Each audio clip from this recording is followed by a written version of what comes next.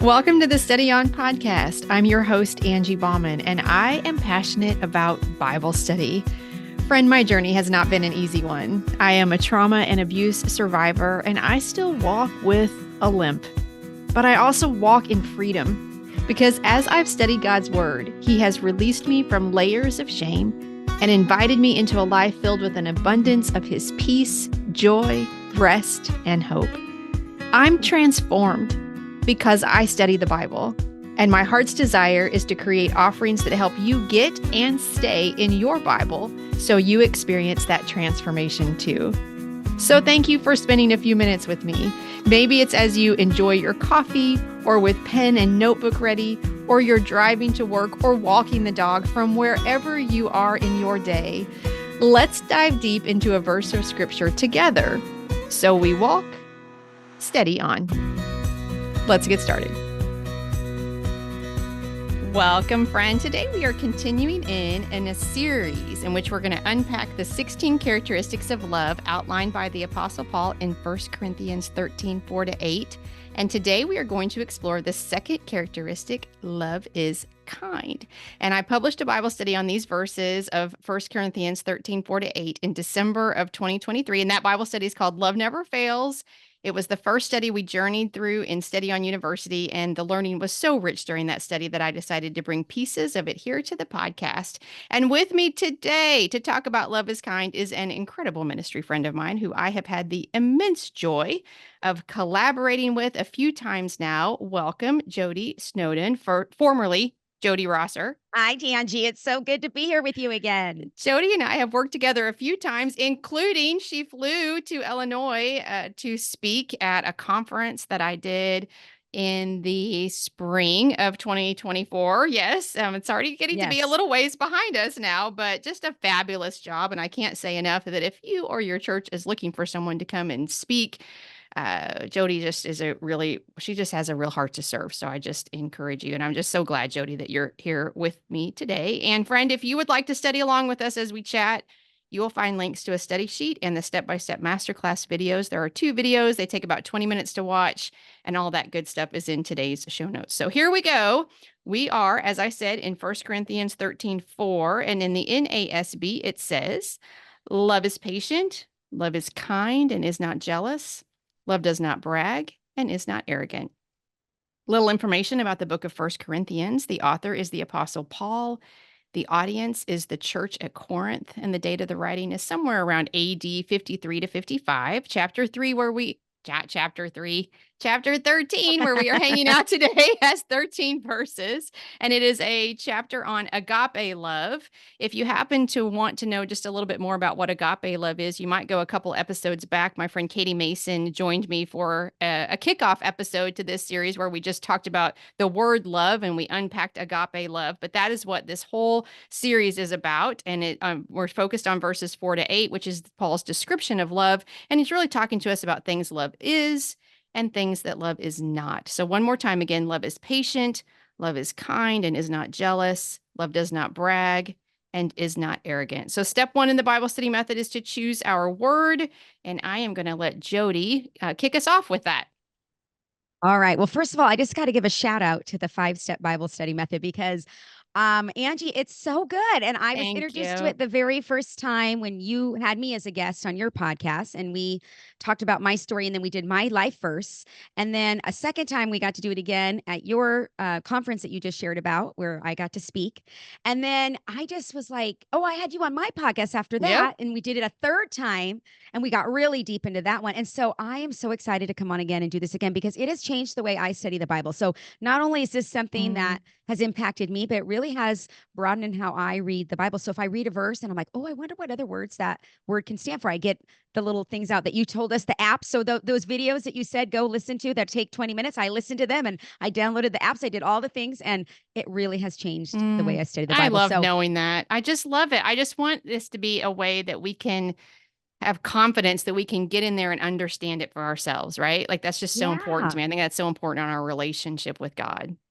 Well, and I think people don't know where to go. Like, where do I find that? And so I love that you taught us the apps to download. It's so easy. It's on your phone. You could just grab it, and it's 3 quick little apps. So anyways, I am going to tell us that today our word is kind. We're doing kind. Love is kind. Yay. So the definition of the word, I have to put on my glasses to read my writing because I wrote really small. Okay. It means having and showing a friendly, generous, and considerate nature. That's what kind means.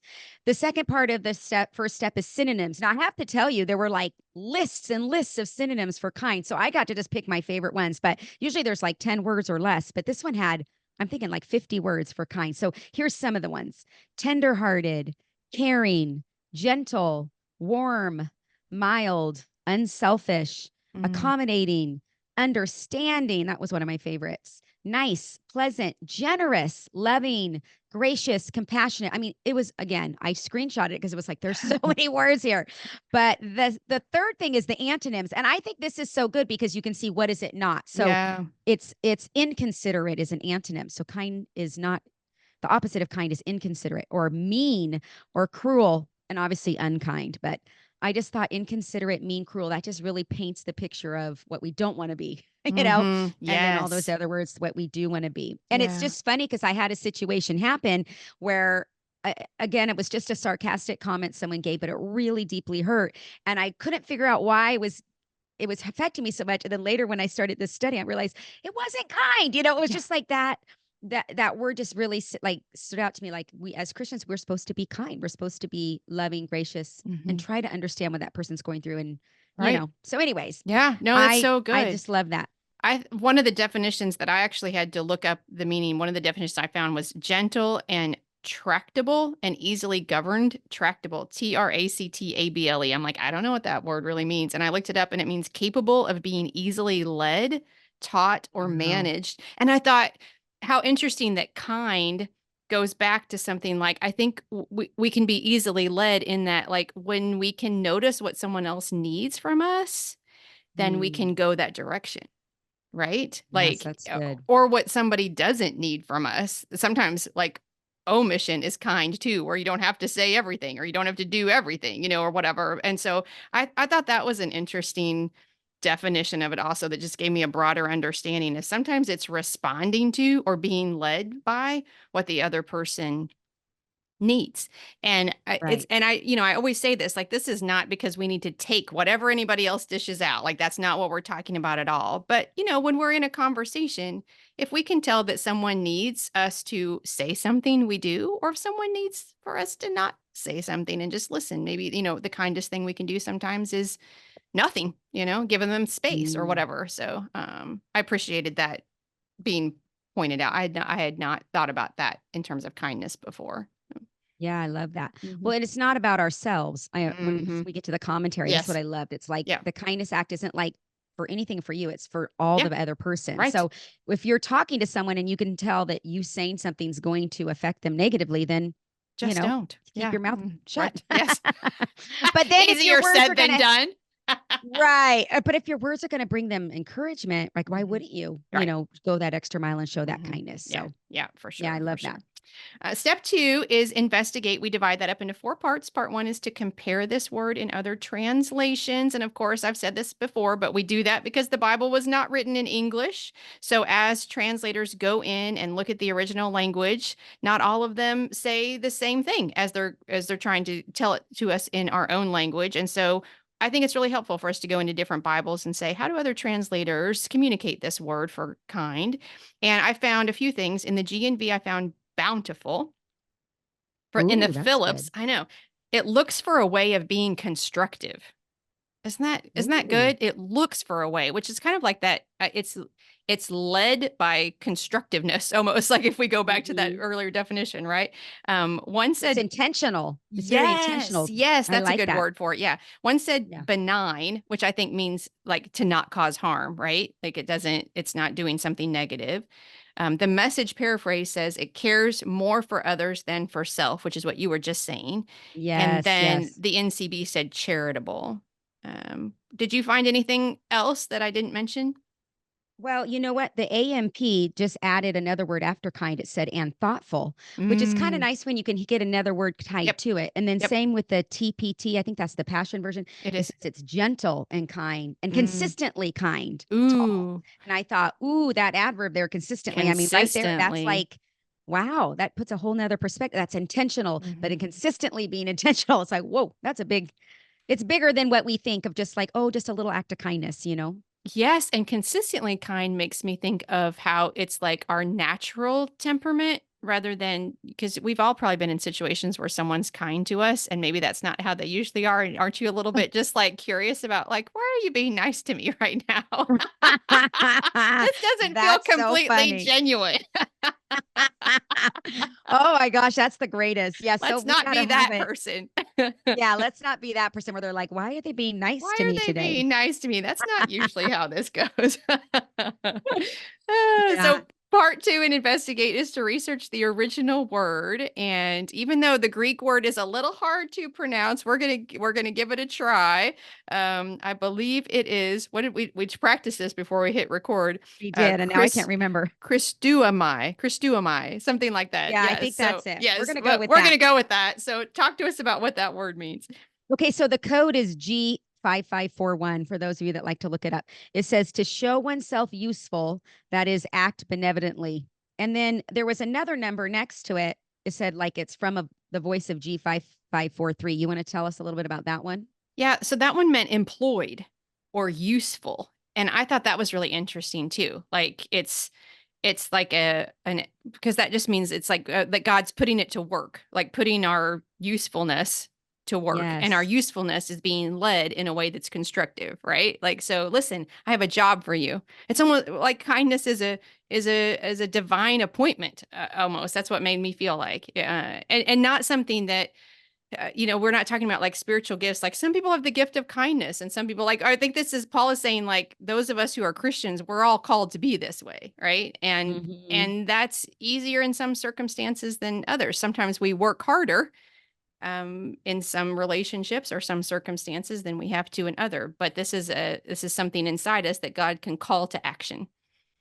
Yes, I Yeah. love that. Hmm. Yeah, and I do think it's something that he uses to help, further the kingdom. So whether that kindness is someone to someone is an act to someone that's hurting, or is it someone that's needing, to become a Christian, and your kindness is like, wow, you're different, and now I want to hear more of why you're different. Whatever it is, God can Yeah. use it to grow his kingdom, to be kingdom minded. Yep. So I think Yeah. that's good. The primary verb that it comes from means to furnish what is needed, which I also thought that was really interesting as we're talking about like being able to be put to work and be constructive and be led. We were talking about easily led earlier. Are we allowing the Lord to lead us and put us to work so that we can furnish what is needed? I feel like there's something about this that's just so like humbling and empowering at the same time. Like the Holy Spirit wants to use us to meet needs, right? Isn't that like that's Mm-hmm. what's kind, right? And he's like, listen, I'm Yes. going to let you in. Oh, this is making me cry. I'm going to let you in because you are in touch with my spirit to what this other person needs. Like that's a vulnerable thing. Like I'm going to give you I'm going to trust you with like kind of showing you a little bit of their need because I'm going to use you to speak to that need in my name, right? Like Yes. that's a huge assignment even when Huge. maybe what we're doing isn't a huge thing. It can just be a word. It can be a smile. It can be sitting with someone for just a minute because they need, it can be going to the funeral when we'd rather not do it, or it can be going, right, or whatever, because they're like, no, this person is grieving. I know that you know about that. This person is grieving. And even though this wasn't on your calendar, this is the kind thing to do because it speaks Right. to their need, right? Yeah. And I think the grieving is really important because I think a lot of times we don't know what to do, right? When someone's Yeah. hurting or grieving. But sometimes the kind thing to do is bring them a meal, or Yes. sometimes it's to go out babysit their kids so they can, do all the things they need to do to handle it. Yes. And sometimes it's just listening and being there. And so, you just show up. It's showing up. It's the gift of presence is actually a Yes. beautiful gift of kindness to Yeah. someone grieving. And you can ask, like, what is it you need? But sometimes they don't even know. So you just even meeting a need. Like, I brought a meal. Would that Yeah. be helpful? If Yeah. you don't need it now, you can freeze it, but Yeah. sometimes I might say, yeah, I can't even think of what's for dinner, Right. Yeah.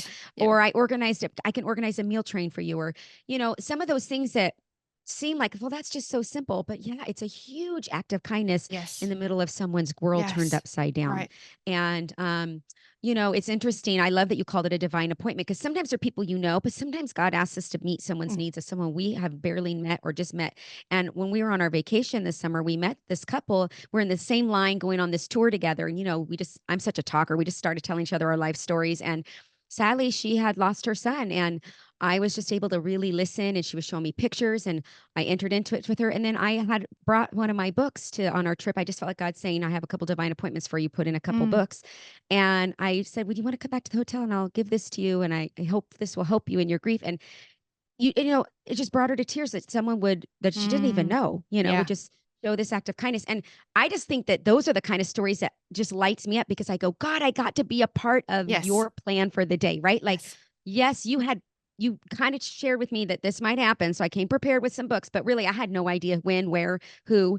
And then here I am, and I just listened and felt. And then I said to her, like, do you have a faith? Because I didn't want to overstep. She's like, Hmm. yeah, I'm a Christian. And so we just started talking, and we went deep right away. And it was just this beautiful time. And it was one of my favorite parts of our trip, because I got to do ministry work on my vacation. I didn't even plan on it. And it did meet a need of hers, that she needed Yeah. to talk more about her son, and she needed tools for the grief, but she also just needed a listening ear, and I just think we just don't know when God's going to ask us to do that random act of kindness to Right. someone, or he's going to tell you in advance, like, I want you to be, but I just think Right. we have to be ready. We have to be willing. Like you Yeah. said, it's intentional, but we want to be consistently doing it. It's not like, okay, this happens once every blue moon. It's like, Right. I get excited when I have these kind of stories. It's like, oh, Yeah. this is the God story. So And she will remember, even though you probably won't stay in contact with her, at least not closely or whatever, but she will not forget how through that conversation, she felt God seeing her, right? Like it's really, yes. we get to be an extension of God's kindness. It's God's idea. He puts the idea in our heart. Take your book, say the thing, go to the funeral, take a meal, whatever the kind act happens to be. It's God's idea that he's putting in our heart, but he wants to show his kindness through us. And Yeah, we're the hands and we get feet. to be that opportunity. We get to have that opportunity. Yeah. So good. So good. So, okay. Part 3 is to read a little bit of commentary. I have a couple of notes here from the Enduring Word. It says, when we have and show God's love, it will be in simple acts of kindness. A Mm. wonderful measure of kindness is how children receive us. Children won't receive from or respond to unkind people. Isn't that interesting? I thought that was so I interesting. know. I read that, and I thought that was so true, because they have like a good Oh, radar. It's yeah. like, is this genuine or is this not? Yeah. So They I thought, know. oh, that was really good. And I just have to say, when I read that, and I think, first of all, it said at the top, two things that love is patient and kind. If you notice in the verse, everything after that is love is not, right? Mm-hmm. So love is not jealous. Love does not brag, right? Yep. But love is patient. Love is kind. So I love that this is one of the things that we should Yeah. be showing. Right. And then I found that one too, but I found this one in a different place. It says, kindness is more than politeness. It involves acting for the good of others, even when it doesn't benefit ourselves. It's characterized by benevolence, which is that desire to do nice things, and tenderness. And a kind person is disposed to help others with sympathy and consideration. So it's again like that. We're like Mm, the worker for God to go help someone and show them God's love, but it's mhm, through doing these nice deeds, and tender, though. It's not like it's just sweet, and it's gentle, and it's I love the word gentle came up in a couple things that I mhm. read too. So I don't know. I love that. It's not about us. It's Yeah. not about our own, it's for the other person. Yeah. As you were talking, I was thinking about just sometimes when I feel kindness from someone, it's just because they don't like they listen and make eye Mm. contact and they're willing to sit with me and they don't I don't feel hurried in my story, even if it doesn't take very long. I just feel like they want to hear what I have to say. Sometimes that's the kindest thing we can do for someone, I think, is just be like, we can communicate what you're going through, whatever your day is, that's important to me right now. Like, you have my I full like that. attention, especially in a world with so many distractions, right? You have my full Yeah. attention right now. Yeah. Yeah. We're not looking at Mhm. our phone or. Yeah. Mhm. Yeah. Yeah, that is a struggle. I have to say, distraction is probably my biggest struggle. It's like, like that movie that they had up with the dog, and it was like squirrel, the dog always like, I don't know what it is Yeah. about me, but I think my brain has many thoughts happening all the time. Yes. So I have to focus and say my full attention. I do think that's a gift. I We need to think be fully yes. present, not preoccupied and Mhm. distracted. And I think that's one of it the is a ways we really can show beautiful way to show kindness. Yeah, kindness. I really Yeah. do. Yeah, I think that's so good. Yeah. So good. All right. Well, part 4 is to try to rewrite the verse in our own words. And we're just going to tackle the love is kind part today of the whole verse. The whole verse again is love is patient, love is kind, and is not jealous. Love does not brag and is not arrogant.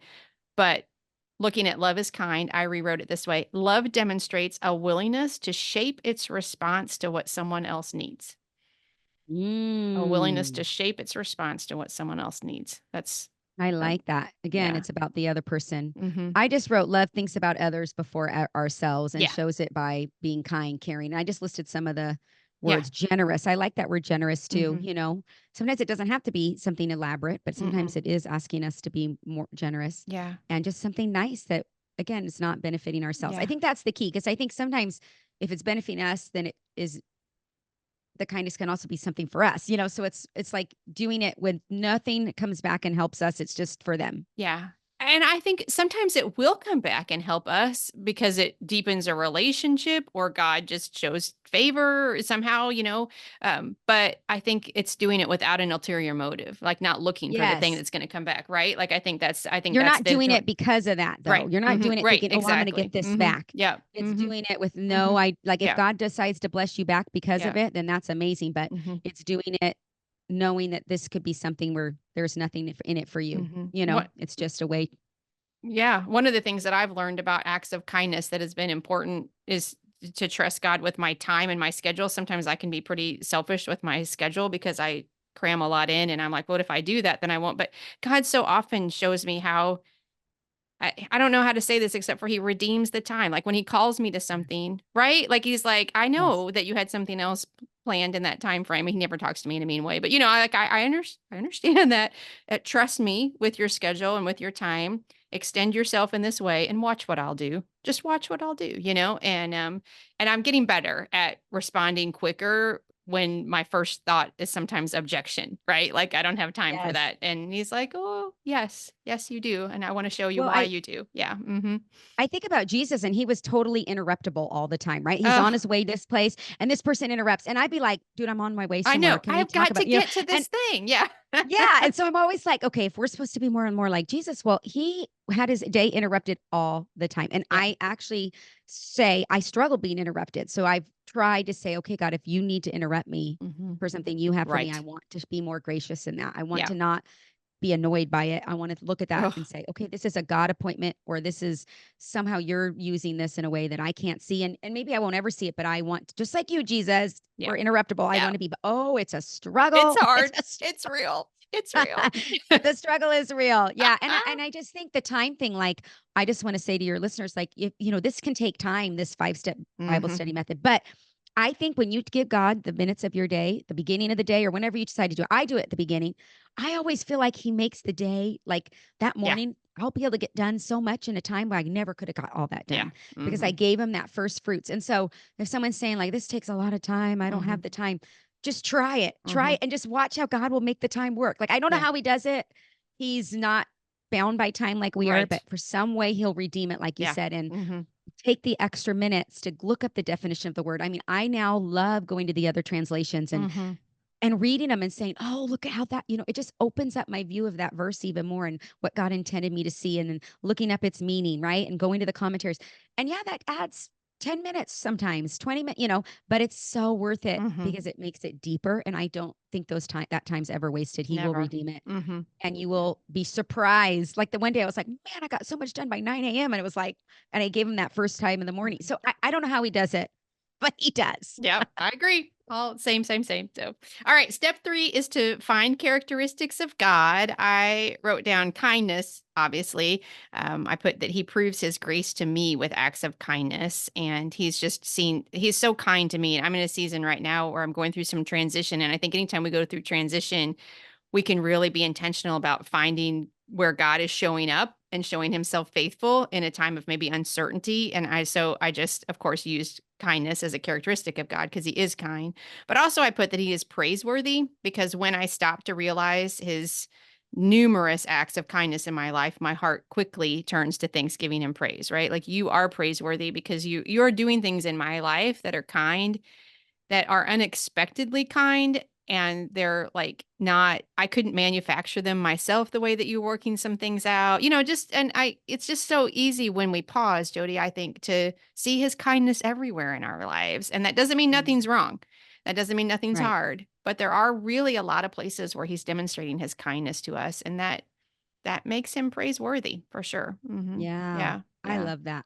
Well, and you know what? Just the way he has, sometimes he asks us to show kindness to others, and sometimes he asks others to show kindness to us, and we're the recipient Yeah. of the kindness. And that's when we can see God, using his people to help us. Yeah. But I read, well, so again, maybe I didn't do it right, but under the There's no descriptions of wrong. God, there is no wrong. Okay, There's so no this is what wrong. I did. Under the description of God in Psalms, it says present help in trouble. And I wrote that that's a way to show kindness because, again, when we're walking through something hard, we just sometimes sense like we need some, there's Yes. these needs. And so that's a way he shows up in our grief. And that's a way he shows up with Yes. such kindness. And it cannot always be something with him. I mean, sometimes I did feel his presence in such a real way. I love that verse, the Lord is close to the brokenhearted in Psalms. Yes. I think he does. I do think he's closer. And then, but I think he also uses his believers to come alongside and help you. And I felt kindness in ways I never could express, just from loved ones and way people showed up. And so again, I would just encourage someone else, like, if you know someone going through a hard time, can you be that present help in trouble? Can you, maybe God's wanting you to be that way. He's going to show kindness to that person, because he is a kind God and he's going to utilize and even being kind to yourself. I think when you're grieving, you can sometimes be hard on yourself. And so giving yourself that grace and saying, oh, this is going to take more time. I need to put some stuff off my calendar and just really have time with me and God and not expect that I can do what I used to be able to do. And that's an act of kindness to yourself as well, to show yourself grace and Well, be gentle. Go ahead. Sorry. It reminds me of your life verse about compassion. I can't remember. Is it First Corinthians 1? So first, second, It's Second Corinthians. Corinthians 1, 3 through 4. 3 through 4. Okay. And it talks about how with the compassion that God has shown us, we can show other people compassion. I'm not quoting it exactly right, but that compassion can be an act of kindness, right? When we receive from him, as we receive from him, then we are filled up with the thing from him that then we have to offer someone else, even while we're still hurting. I think that's what's tricky sometimes, because even while we are going through something, he empowers us to be kind or to serve other people, because he is serving us. And I think that's an important part of this too, is this. Yeah.